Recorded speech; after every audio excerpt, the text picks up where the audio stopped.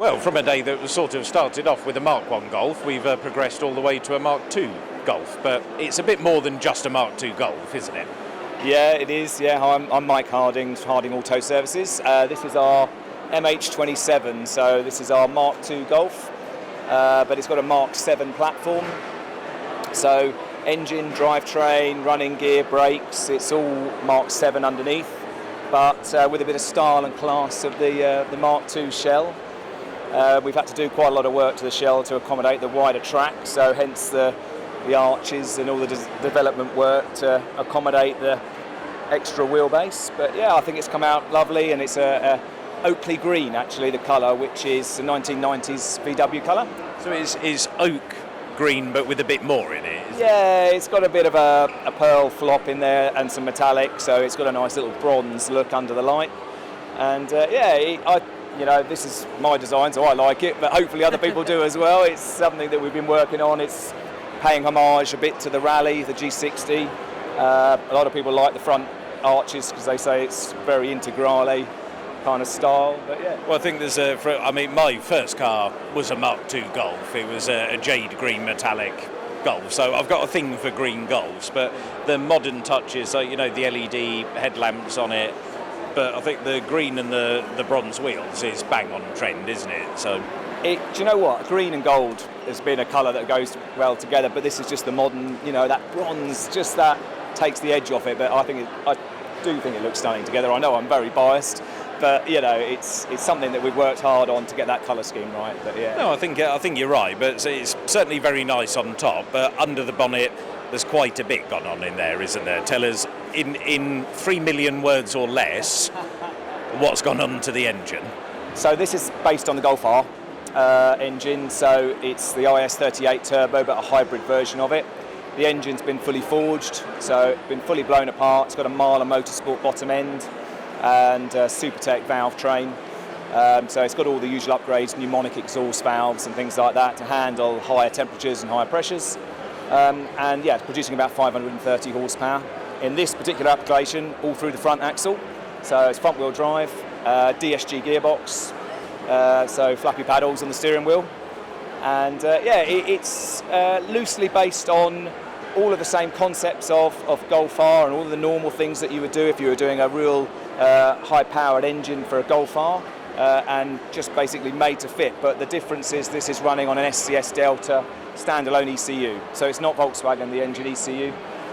So this is going to be running one of the first ones that we're aware of, the Gen 3, with a standalone ECU. So that's quite exciting for us as well. This will all be being developed on our dyno in-house. So yeah, that's the next month or two's project. It's a hell of an engine, that the AAA engine really is. Packs a hell of a punch, and the box as well, of course. You can map out how you want it and get that kind of performance, I guess. And so in terms of, this is obviously set up as a track car. There's going to be a road version. There's going to be, tell us a bit more. Yeah. So basically this is our concept vehicle. We're doing all the development work on this one, doing all the software development.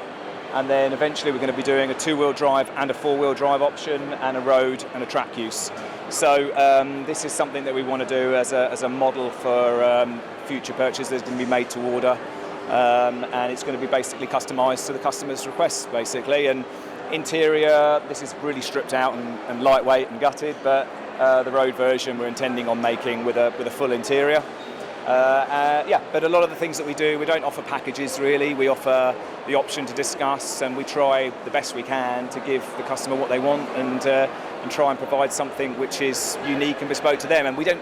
So all the cars that we've made over the years, we don't really do an off-the-shelf package. It's more about discussing it with the owner and coming up with something that they want, and doing something that's unique to them. Their idea is they give us the challenge and we come up with the solution, and however weird and wacky it is sometimes. And in a pool full of supercars, it drew our eye. So I mean, you've obviously done the right job there. I mean, there's a beautiful attention to detail about it, which I really appreciate. There's a level of OEM about the fit and finish that I like, but obviously that next level above and above. And things like the remote dampers, you can see those, and very tactile looking switches. It's hard to resist the urge to touch, to be honest. Yeah, I think you want to keep it as it is. Don't cover too much up underneath the bonnet, because being able to see the aerospace grade lines and connections, and like you say, the dampers and things like that, you sort of want to keep that, because it shows it means business, really. I mean, I'm sure it's the minute you start it and drive it, you'll know that it means business. But a little bit about Harding Auto Services. So where did that come about? Where did you all start? Well, my dad started the business in 1979, so we're actually 46 years old in August. Happy birthday. Thank you very much.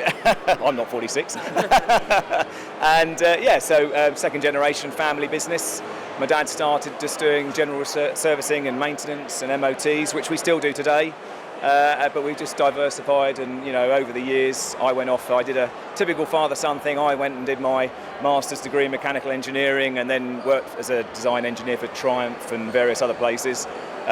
He said, "Well, I'm thinking about winding it down a little bit." So 20 years ago, I went back because I got fed up with 9 hours a day behind a computer screen.